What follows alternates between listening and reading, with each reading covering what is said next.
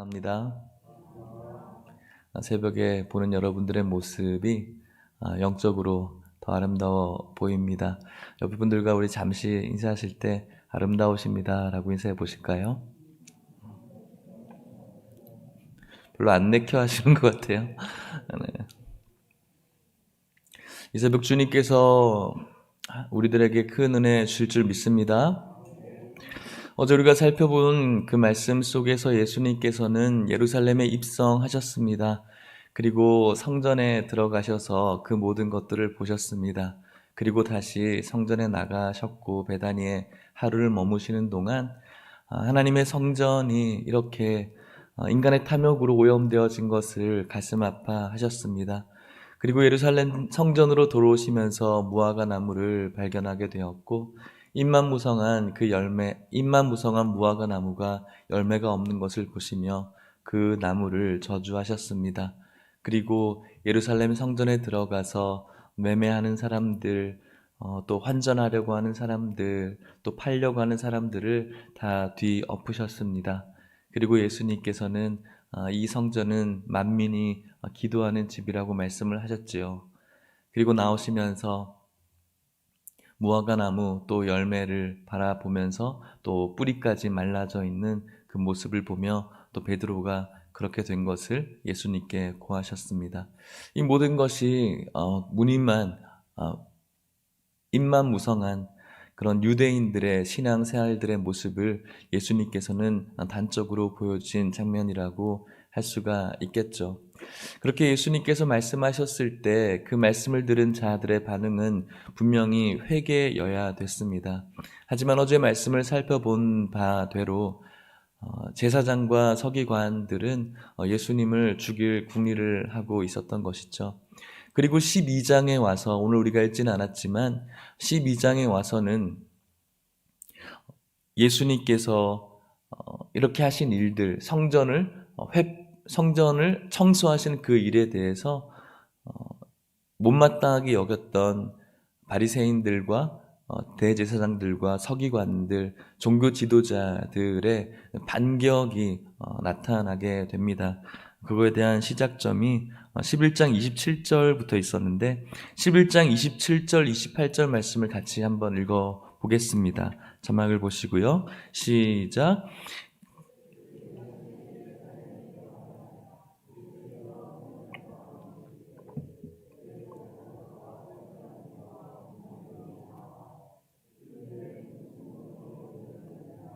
누가 이런 일 할 권위를 주었느냐. 아멘. 예수님께서 성전에 이제 들어오셨습니다. 제사장들과 서기관들, 장로들이 나와서 도대체 당신이 무슨 권위로 이 성전을 청소하느냐라고, 성전에 이런 말 저런 말을 할 수 있는 권위가 당신에게 있느냐라고 예수님께 묻는 것이죠. 그냥 눈으로 바라볼 때는 30대에 불과한 한 청년이 이런 일을 하고 있는 것, 단지 사람들에게 인기를 가지고 있는 그 사람이 하고 있는 것, 그 외에는 생각할 수가 없었던 것이죠. 못마땅했던 것입니다. 예수님께서는 그 권위를 자신이 이야기하지 않겠다라고 말씀을 하시죠. 자신이 보여줄 그 표적은, 하늘로부터 온 표적은 요나의 표적밖에 없다라고 말씀하시면서 예수님께서는 십자가 질 것을 말씀합니다. 그 후로 계속해서 예수님을 향한 도전이 12장에 계속되어집니다. 제사장들이 오기도 하고요, 헤롯 당원들이 오기도 하고요, 그리고 사두개인들이 오기도 하고요. 그렇게 이스라엘 공동체의 기득권을 가진 자들이 와서 예수님에게 이건 왜 그렇습니까? 저건 왜 그렇습니까? 성전세를 내야 됩니까? 내지 말아야 됩니까? 하나님께서 말씀하시는 계명 중에 어떤 계명이 가장 큰 계명입니까? 계속해서 예수님을 코너로 몰아세우는 그런 질문들을 하게 됩니다. 예수님을 시험하고 그 예수님의 가지고 있는 권위를, 인기를 무너뜨리려고 계속 노력하고 있죠. 그 중에 예수님께서 조금이라도 말을 잘못하게 된다면 그 말을 이제 빌미로 해서 예수님을 죽이려고 하는 것입니다. 꼭 오늘날 정치를 보면은 뭐 네거티브 전략이라고도 하고 마타도라고 이야기를 하죠. 예수님에게 하나만 걸려봐라. 그거 걸리면은 자기들이 이제 그것을 가지고 예수님을 죽이겠다라는 것입니다.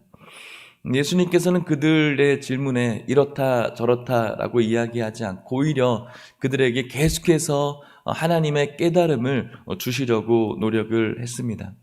여러분, 그런데 굉장히 웃긴 것이 무엇인지 아십니까? 아까도 말씀드렸던 기득권들, 대제사장들, 서기관들, 또 헤롯 당원들, 사두개인들, 사실은 이 네다섯 개의 이 기득권들이 원래는 그렇게 어울릴 만한 집단들이 아니었거든요. 헤롯 당원들은 그 당시에 로마의 압제를 받고 있는 그런 유대인들에게 있어서는 특별히 대제사장들에게 있어서는 로마의 앞잡이라고 생각이 되어졌기 때문에 어울릴 수 없는 세력이었습니다. 하지만 예수님을 죽이려고 하는 하나의 목적에는 하나가 되었던 것이죠. 사두개인들도 마찬가지였어요. 사두개인들도 유대인들이었지만 그들이 가지고 있는 신학의 지류는 부활에 대해서 믿지 않았거든요. 부활에 대해서 믿지 않고 있는 사두개인들과 또 이제 부활에 대해서 또 인정하고 있는 또 바리새인들이, 율법주의자들이 하나가 되어진 거예요. 하나가 될 수 없는 그런 집단임에도 불구하고 예수님을 죽이려고 하는 그 한 목적에 있어서는 하나가 되려고 하는, 하나가 되어져 있는 모습인 것입니다. 얼마나 인간이 간사한지 알 수가 있는 것이죠. 자신들이 가지고 있는 어떤 그 기득권들을, 인기들을, 명예들을 잃지 않기 위해서 자신들이 싫어하는 집단들과는 언제든지 손잡을 수 있는 그런 인간의 그런 추악한 모습들이 나타나고 있는 것입니다. 오늘날의 교회를 바라보는 시각도 이런 시각이 아닌가 생각해 봅니다. 서로 이해 타산이 맞지 않는 사람들이지만 어떤 교회를 공격하고 이야기하고 자신들의 술안주거리를 삼아 질겅질겅 씹어댈 때 하나가 되어지는 그런 모습을 바라보게 되면서 참 씁쓸한 모습을 갖게 되는 것입니다. 예수님께서는 도무지 회개하지 않는 그런 자들을 마태복음에 보면은 화가 있을 것이라고 말씀을 하시죠. 그렇게 계속해서 예수님의 권위에 대해서 이야기하고 예수님을 시험해서 예수님을 죽음에 이르게 하려는 그들의 거센 도전이 다 마치고 난 다음에 예수님께서는 이제 성전에서 또 나가려고 하십니다. 그것이 오늘 우리가 읽은 본문의 말씀이죠. 마가복음 13장 1절 말씀인데요. 같이 읽어보겠습니다. 시작. 예수께서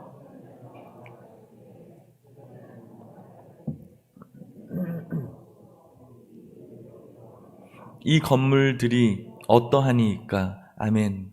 지금 이것이 무슨 뜻일까요? 예수님께서 성전에서 나가실 때 제자 중 하나가 성전을 보면서 감탄하고 있는 장면이에요. 예수님, 와, 정말 이 성전 멋지지 않습니까? 이 성전 정말 아름답지 않습니까? 이 돌들은 정말 어떻고요? 이 건물들은 또 어떻고요? 지금 그 얘기를 하고 있는 거예요. 성전에 대한 그 아름다움에 대해서 감탄하고 있는 제자들의 모습인 것이죠.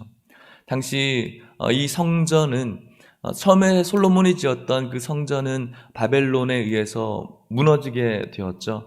그리고 바벨론에서 귀환한 그 포로들이 스룹바벨을 중심으로 성전을 짓게 되었고, 이 지금 성전은 헤롯 대왕이 이스라엘 유대인들의 환심을 사기 위해서 또 개편, 증축한 그런 성전이었습니다.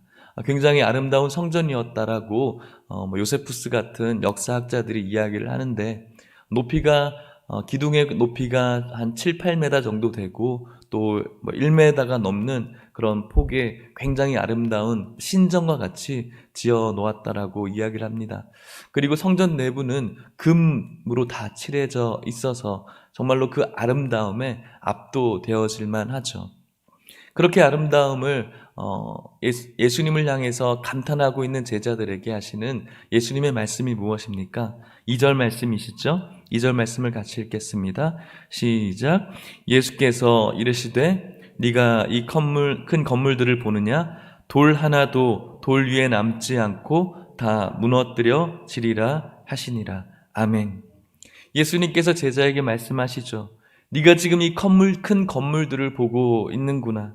하지만 이 큰 건물 돌 위에 돌 하나 남기지 않고 다 무너지게 될 것이라고 이야기하고 있습니다. 제자는 어떤 유대인들 방금 전까지 이야기했던 그 무화과 나무에 대한 비유에 대해서 이해하지 못하고 있는 것이죠. 그저 그에게는 역시 바리새인들은 대단한 인물로 또 그에게 있어서는 예루살렘에 대한 그 외형적인 모습의 찬양과 찬송이 제자들에게는 가득했습니다. 그렇게 가득한 모습으로 예루살렘이 성전을 향해서 예수님께서는 인간의 탐욕으로 머물러 있다라고 이해하고 있지만 여전히 인간 중심의 제자들은 이 아름다운 그 외적인 모습에 감탄하고 있는 모습이죠. 하지만 예수님께서는 이 큰 건물들을 보지 말라라고 말씀하고 있습니다. 지금 이 성전이 성전되지 못한 것들을 바라봐야 된다라고 말씀하고 있는 것이죠. 그리고 예수님께서 말씀하시기를 무화과 나무가 뿌리째 마른 것처럼 이 성전이 돌 위에 돌 하나도 남기지 않고 이렇게 화려하고 멋있고 단단하게 지어진 이 건물은 돌 위에 돌 하나도 남겨지지 않고 완전히 무너질 것을 말씀합니다. 예수님의 말씀대로 얼마 1세기도 지나지 않아서 로마 장군 디두스의 항해를 통해서 완전히 무너지게 됩니다. 성전에 그 금이 흘러내리면서 회파되면서 금을 다 사람들이 수거해 가기 위해서 정말 돌 하나도 남기지 않고 그 화려한 건물들은 역사 속에서 자취를 감추게 됩니다. 그리고 오늘날 남아있는 것은 통곡의 벽이라고 성벽 한 벽만 남아있어서 오늘도 다시 이 성전이 성전이 물리적으로 회복되어지길 원하는 그 솔로몬의 성전이 다시 한번 지어지길 원하는 유대인들의 그냥 소망만 남아있는 통곡의 벽만 남아있는 것입니다. 예수님의 말씀이 그대로 이루어지게 되는 것이죠. 하나님께 회개로 돌아오지 못하는 이 유대인들의 모습이라고 할 수가 있는 것입니다. 그리고 제자들과 예수님께서는 또 머무는 곳으로 가십니다. 그리고 제자들 마음 가운데는 정말로 아름다웠던 그 성전이 무너지는 것에 대해서 인정하고 싶지 않은 그런 마음이 있는 겁니다. 굉장히 그 말씀이 그들에게 있어서는 심각한 이야기였죠. 그들에게 있어서 제자들에게 있어서도 이 성전은 아름다움이었고 또 자랑스러움이었거든요. 그래서 3절, 4절 말씀에 이렇게 예수님께 묻는 것입니다. 같이 한번 읽어볼게요. 시작. 예수께서 감람산에서 성전을 마주 대하며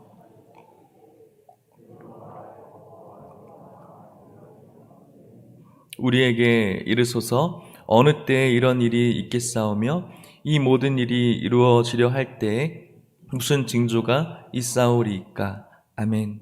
그들에게 있어서는 너무나 심각한 문제였어요. 하나님의 성전이 돌 하나에 돌 남겨지지 않고 다 무너진다고? 여러분, 우리가 다니고 있는 교회를 여러분들이 얼마나 사랑하는지 모르겠어요. 우리 교회가 무너지게 된다라고 누군가 이야기를 한다면 여러분들은 얼마나 심각해질까요? 교회를 사랑하는 만큼 교회가 무너지는 것에 대해서 가슴 아파할 수밖에 없겠죠. 오늘날 우리가 교회를 향한 마음도 그렇다면 이스라엘 백성들에게 있어서 이 문제는 굉장히 심각한 문제였어요. 그래서 성전에서 나가셔서 감람산에 성전을 마주대하면서 앉아있는 예수님과 제자의 무리를 상상해 보십시오. 그리고 베드로와 야고보, 요한, 안드레가 쭈삣쭈삣 예수님께 다가가서 심각한 문제를 도저히 마음에서 해결할 수가 없는 거예요. 예수님, 그렇다면은 그게 언제 이런 일이 벌어질까요? 걱정스러운 거예요. 예수님, 이런 일 일어나면 안 되는데 그럼 이런 일이 일어나기 전에 어떤 징조가 있을까요? 라고 마음의 걱정과 두려움이 가득 차서 예수님께 그 징조를 묻는 것입니다. 아까 말씀드린 대로 얼마 지나지 않아서 분명 1세기도 지나지 않아서 이것은 이루어지게 됩니다. 회개하지 않고 예수님께 돌아오지 못한 자들의 뿌리가 말라버린 무화과 나무의 결과인 것이죠. 오늘 우리는 이 질문을 우리들의 입술로 예수님께 할 수 있어야 됩니다. 그래서 오늘 저와 여러분들이 이 말씀을 나누려고 하는 것이죠. 예수님의 말씀은 그 말씀 그대로 그 세기에 이루어졌습니다. 하지만 이 질문은 오늘 우리들에게 다시 한번 물어져야 되는 겁니다. 예수님께서 이 땅 가운데 영원한 심판주로 오실 그 징조와 그 때에 대해서 우리도 심각한 마음으로 물을 수 있어야 된다는 것입니다.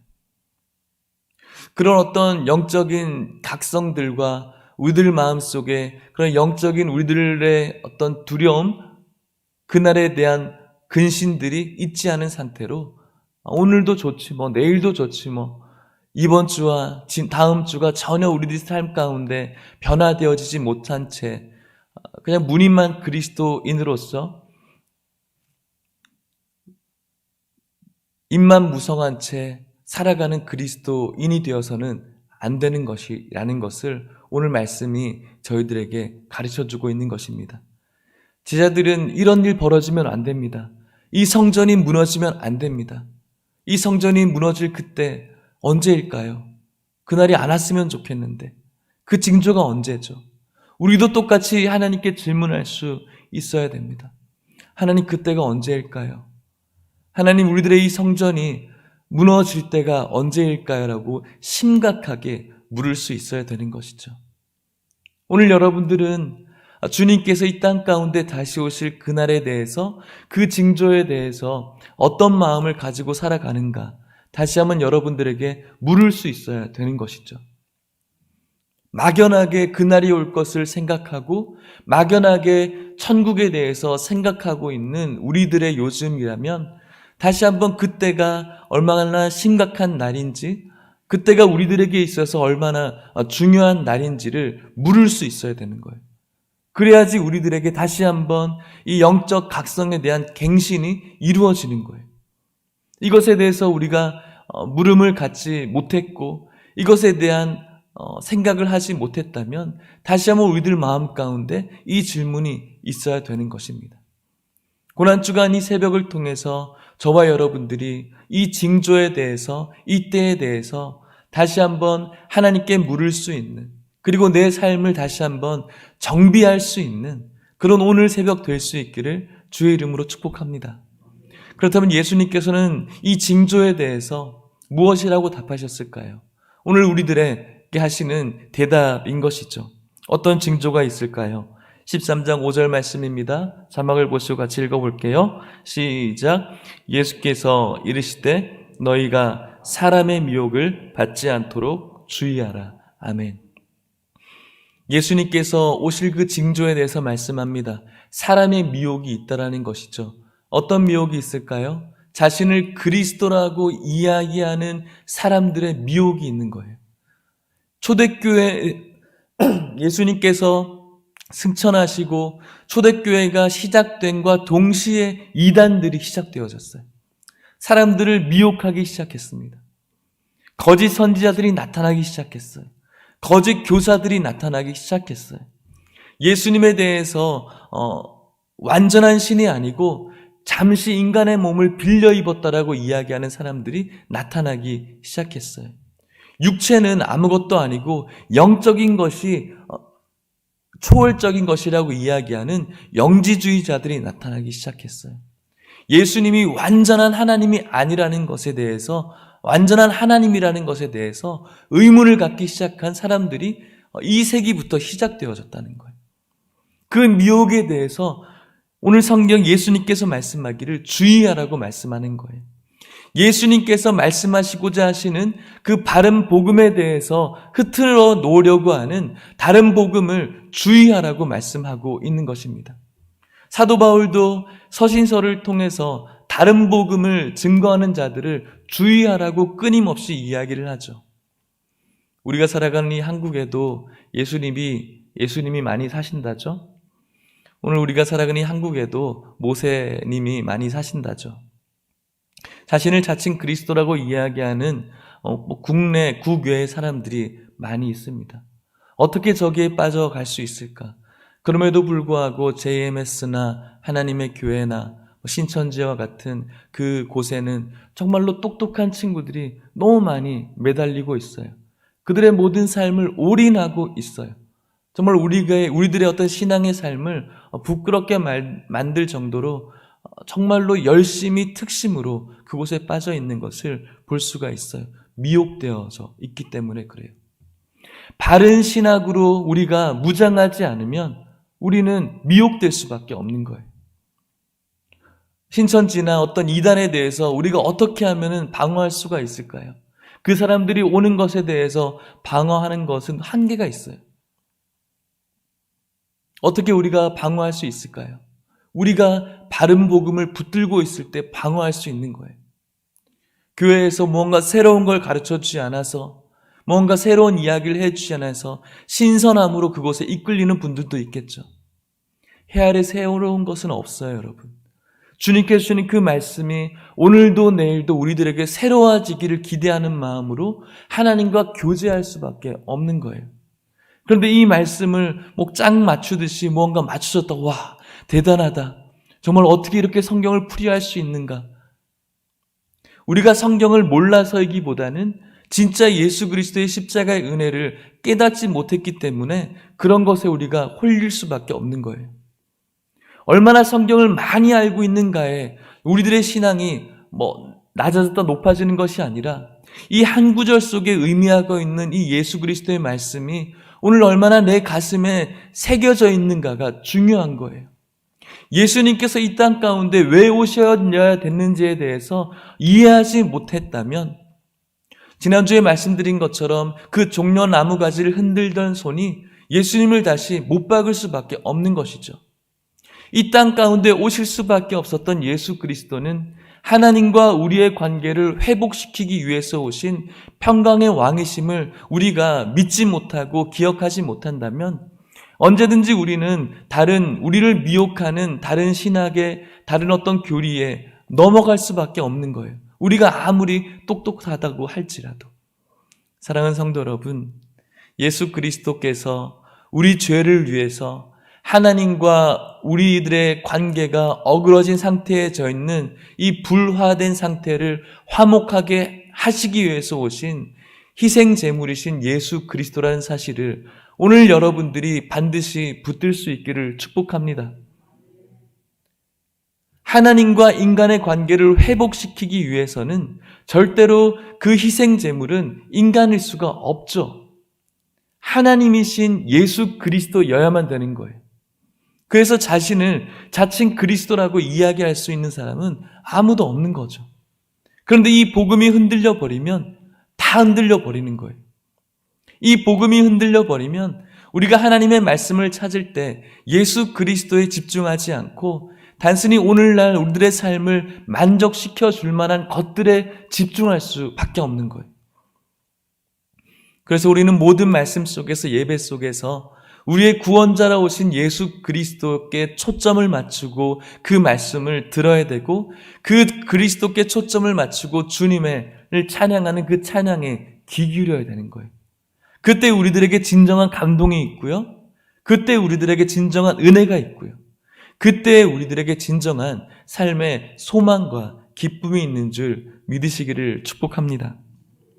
어떠한 누가 뭐라고 이야기한다고 할지라도 오늘 여러분들이 믿고 있는 예수 그리스도가 나의 구원자이심을, 오직 그분이어야 된다는 사실을 믿고 오직 그분만 바라볼 수 있는 여러분들 될 수 있기를 축복합니다. 그래서 신천지가 오든 누가 오든지 간에 뭐라고 여러분들을 꿰든지 간에 절대로 흔들리지 않고 예수 그리스도를 주님 오시는 그날까지 붙들 수 있기를 축복합니다.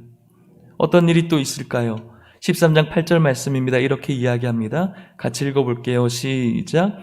민족이 민족을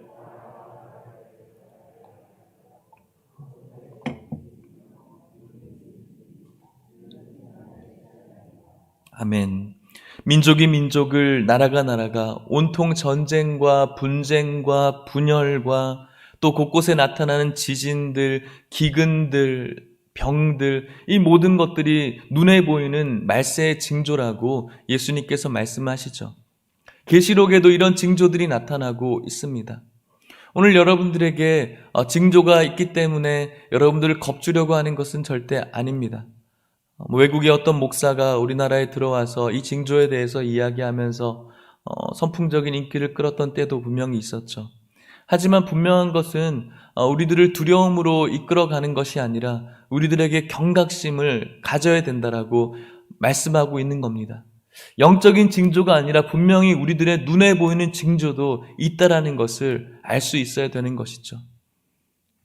지금 오늘 우리들이 살아가는 이 시대를 말세 지말이라고 이야기를 해요. 예수님께서 하나님 나라에 승천하신 그 이후로 성경의 시계로는 그때부터 말세의 시작이에요. 오늘 우리들의 시대가 말세일 뿐만 아니라 그때부터 말세의 시작이에요. 성경의 시계로는. 그리고 오늘 우리들이 살아가는 시대는 말세 지말이라고 해요. 말세 중에도 끝에 와 있다라고 사람들이 이야기를 해요. 이것은 믿는 사람뿐만 아니라 믿지 않는 사람들도 그렇게 오늘 이렇게 이야기를 하는 거예요. 말세다라고 이야기를 하죠. 나라와 나라가 전쟁을 하고 있고 민족과 민족들이 서로 전쟁하고 있고 또 나라 안에서도 서로가 분열하고 있고 분쟁이 심하고 곳곳에 지진이 일어나고 있고 기근이 나고 있고 온통 병을 통한 재난이 일어나고 있는 것. 이것이 바로 말세의 징조라고 이야기하고 있는 것입니다. 그렇기 때문에 오늘 우리가 살아가는 이 시대가 말세 지말이라는 것을 우리들이 깨닫고 있어야 되는 거예요. 주님 오실 날이 멀지 않았구나. 우리가 세운 이 성전이 무너질 날이 멀지 않았구나. 사람들이 세워가는 이 바벨탑이 무너져 갈 날이 얼마 남지 않았구나라는 것을 우리가 경각심을 가지고 깨닫고 있으라는 거예요. 그것을 무서워하고 두려워하려고 이야기하는 것이 아니에요. 깨닫고 있으라는 거예요. 우리 안에 이 날이 올 것을 근신하며 기다릴 수 있어야 된다는 거예요. 이것을 기억하고 있는 자와 기억하지 못하는 자의 삶은 어떨까요? 다를 수밖에 없겠죠. 이것을 기억하고 오늘 우리들이 신앙생활을 한다면 우리가 어떤 마음을 가지고 신앙생활을 해야 되는지를 우리 스스로가 잘 알 수 있을 거라고 생각이 듭니다. 그날이 가까이 왔으니 여러분들 어떻게 하십시오. 자, 모든 재산을 교회로 다 가지고 오십시오. 이것을 지금 이야기하는 것이 아니잖아요. 분명히 우리가 살아가는 이 시대는 영적으로도 그렇고 눈에 보이기에 말세예요. 그렇다면 분명히 예수님께서도 말세라고 이야기하시는 이 시기, 이 시간 우리가 어떻게 무엇을 붙잡아야 되고 무엇을 위해 살아야 되고 또 어떻게 우리들의 삶을 살아내야 되는지는 제가 말하는 것보다는 우리들이 너무나 잘 알고 있는 거예요. 이 말세에 우리가 어떻게 말씀을 붙들어야 되는지, 이 말세에 하나님의 나라를 어떤 마음으로 준비를 해야 되는지, 이 말세에 우리가 어떤 마음으로 하나님께 예배를 드려야 되는지, 이 말세에 우리가 어떻게 성도들을 대해야 되는지는 벌써 우리들의 마음은 달라질 수밖에 없는 것입니다. 말세의 징조가 우리 눈에도 너무나 쉽게 보이지 않습니까? 또 어떤 징조가 있을까요? 13절 말씀입니다. 같이 읽어볼게요. 시작. 또 너희가 내 이름으로 말미암아 모든 사람에게 미움을 받을 것이니 끝까지 견디는 자는 구원을 받으리라. 아멘. 어떤 징조가 있습니까? 예수님의 이름으로 말미암아 모든 사람에게 미움을 받을 것이라고 말씀하고 있는 것입니다. 오늘 우리들이 살아가는 시대가 예수님의 이름으로 말미암아 사랑받고 있으십니까? 그렇지 않죠. 예수님의 이름으로 말미암아 미움받고 있는 시대, 말세죠. 말세의 끝에 와 있습니다. 이런 말세 가운데 저와 여러분들이 어떻게 살아가야 될까요?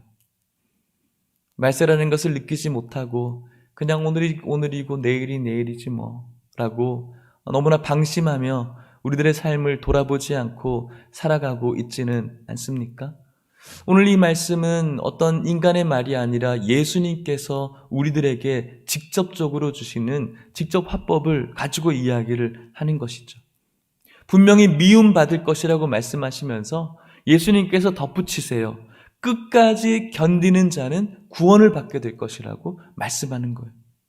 이 말세에 우리가 미움을 받지만 우리가 뭔가 떳떳하지 못해서 그리스도인이라는 것을 뭔가 숨겨야 될 것 같지만 그럼에도 불구하고 끝까지 내가 그리스도임을 기억하면서 오늘 주님께서 말씀하시는 바른 신앙을 가지고 미혹받지 않고 끝까지 견디는 자는 구원을 얻게 될 것이라고 말씀하고 있는 것입니다.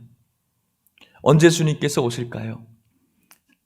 옛날에 휴거를 통해서 다미 선교회가 언제 휴거될 것이라고 이야기해서 많은 사람들을 공경에 빠뜨릴 때가 분명히 있었는데 언제일까요? 32절 말씀을 같이 읽어보겠습니다. 32절입니다. 시작.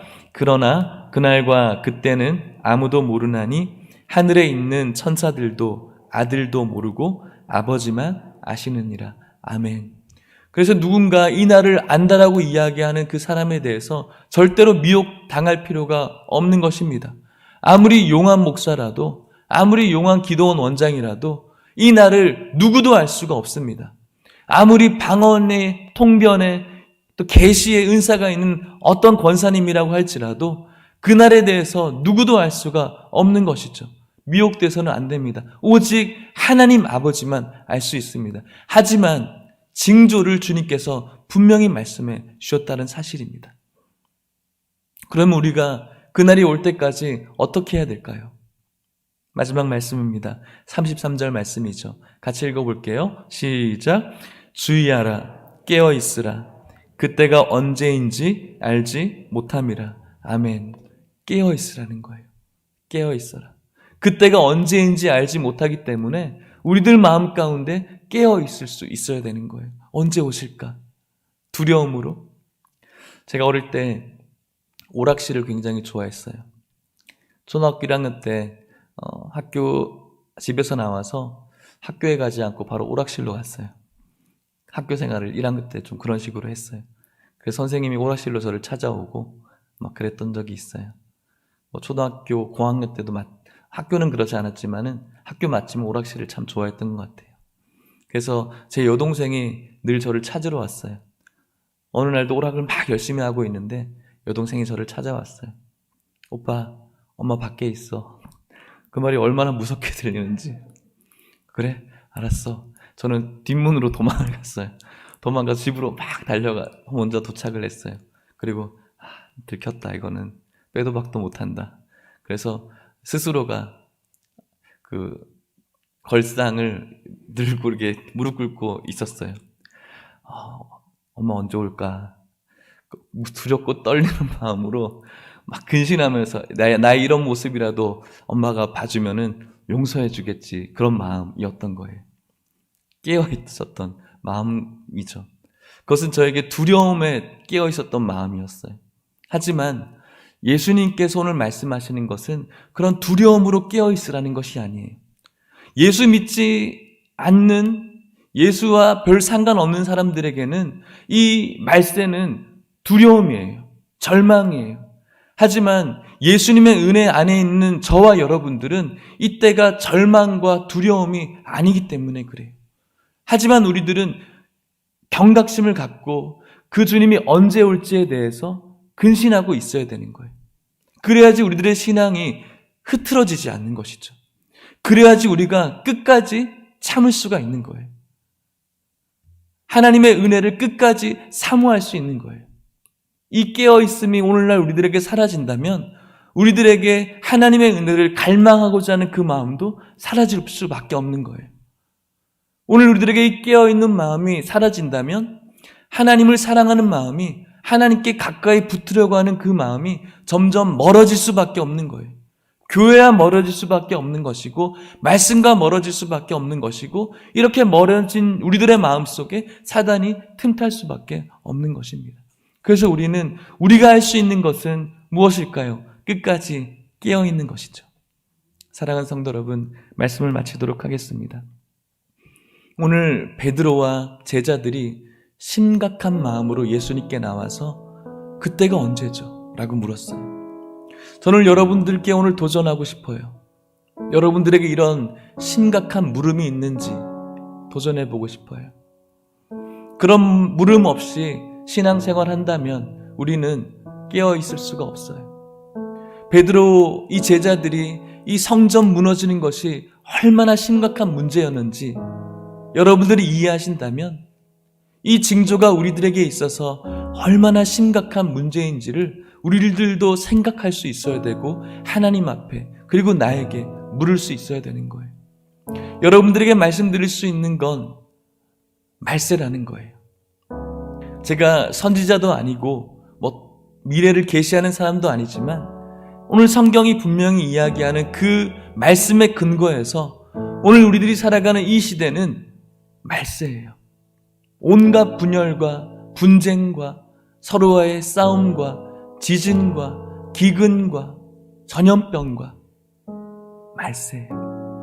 말세를 말세로 깨닫지 못하면 우리는 깨어있지를 못해요. 끝까지 이기는 자는 구원 얻을 것이라고 말씀하셨습니다. 주님 오시는 그날까지 우리는 끝까지 견뎌야 될 줄 믿습니다. 그런데 여러분, 사람들에게 미움받고 하는 이런 것들을 뭔가 우리가 위축돼서 막 고난받으면서 견딘다? 이렇게 생각하지 않았으면 좋겠어요. 젊은이들이 좋아하는 요즘 음악의 장르 중에 힙합이라고 있어요. 몇 년 전에 그 쇼미더머니라는 그 힙합 프로그램이 있었는데 거기서 1등한 사람이 BY라는 친구였어요. 그 친구의 그 랩을 보면은 욕이 하나도 들어가지 않아요. 비속어가 하나도 들어가지 않아요. 그 안에 있는 가사들이 하나님이 들어가 있고 영어로는 For Christ가 들어가 있고 창조주가 들어가 있고 영원한 세계 이런 글이 들어가 있어요. 그럼에도 불구하고 지금까지도 이 BY만큼 가장 큰 바람과 영향력을 준 어떤 래퍼들이 나타나지 않아요. 쇼미더머니 5부터 계속해서 나타나고 사람들은 많아졌지만 이 사람만큼 영향력을 준 사람은 없어요. 이 사람이 도전했던 그 도전곡들 중에 한 2곡 정도가 그 당시에 음원으로 계속 1등을 했었거든요. 그리고 그 유튜브에서 그 사람의 랩을 제가 몇 번 봤는데 그 밑에 댓글에 이런 댓글이 있었어요. 나 뭔가 신성하다. 이런 랩을 듣고 신성하다. 마음이 뭔가 신성해진다. 거룩해진다. 또 어떤 댓글에는 나는 불교 신자인데 교회 가고 싶다. 이런 글들이 있는 거예요. 그러면서 그가 했던 간증을 한번 들어봤어요. 청소년 사역 간증이었는데 자기는 확신한다는 거예요. 자기가 중학교, 고등학교부터 만났던 그 예수님에 대해서 확신이 있다는 거예요.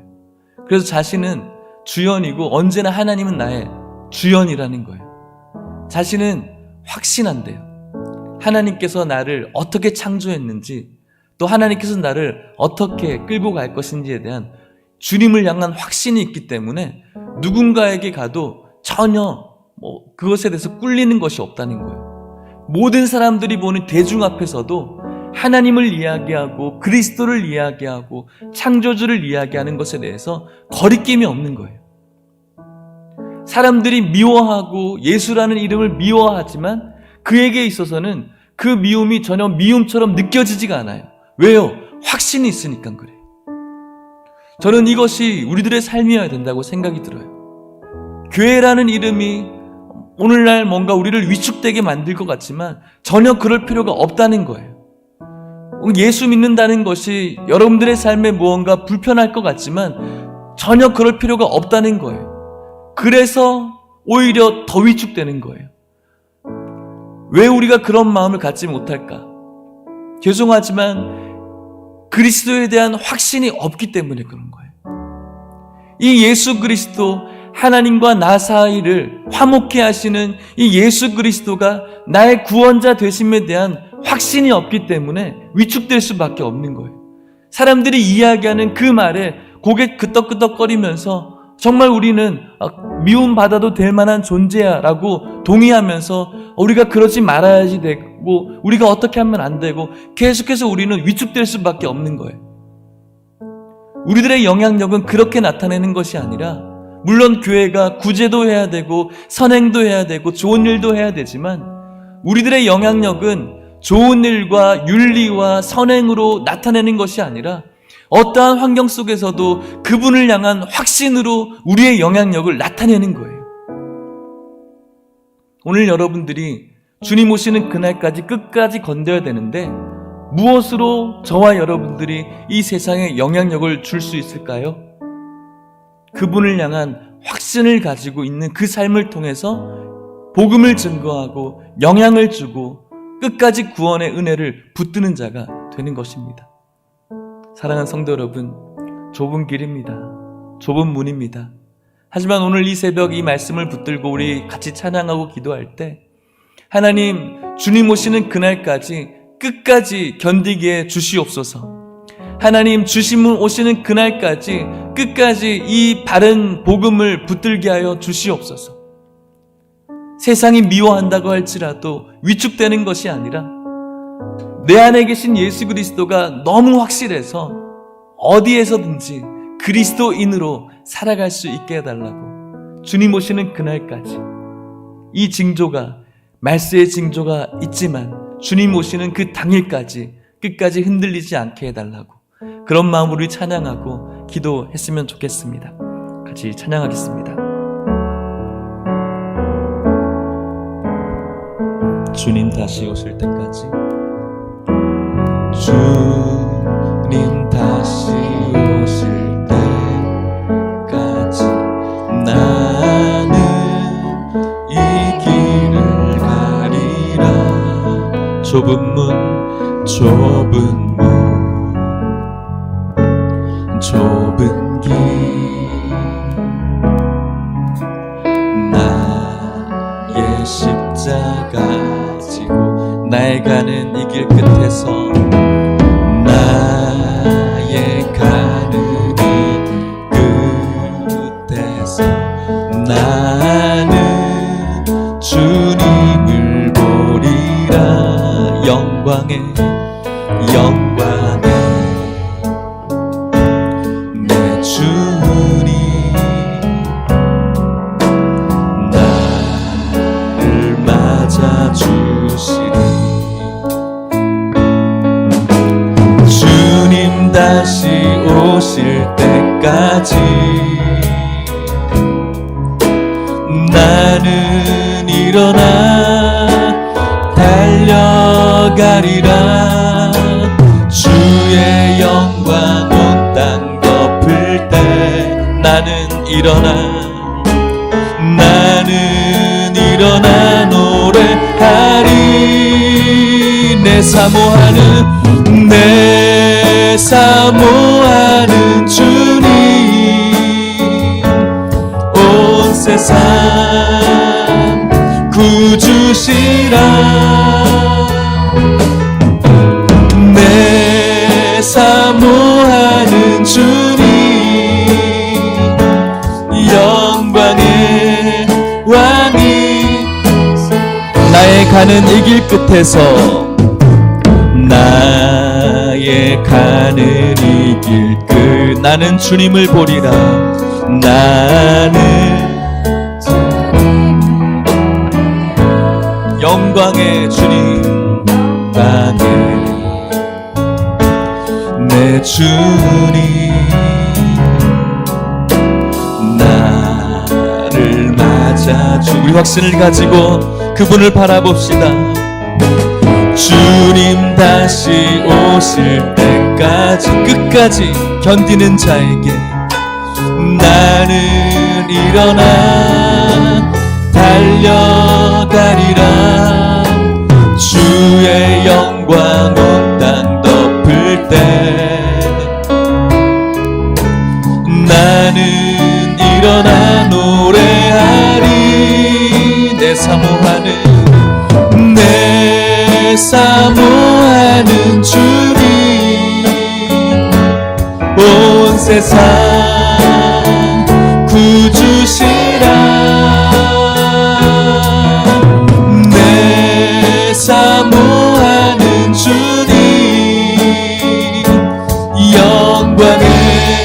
다시 오실 예수 그리스도를 바라보며 내 사모하는 주님, 내 사모하는 주님 확신합시다. 온 세상 구주시라. 내 사모하는, 내 사모하는 주님. 우리 끝까지 주님 오시는 그날까지 우리 다짐하면서 우리 두 손을 높이 들고 찬양합시다. 내 사모하는, 내 사모하는 주님. 온 세상, 온 세상 구주시라. 내 사모하는, 내 사모하는 주님. 우리 다시 한번 결단하며 다짐하며 주님의 이름을 부릅시다. 내 사모하는 주님, 내 사모하는 주. 흔들리지 맙시다. 온 세상 구주시라. 확신합시다. 내 사모하는 주. 영광의, 영광의 왕이시라. 우리 영광의 하나님께 영광의 박수를 올려드립시다.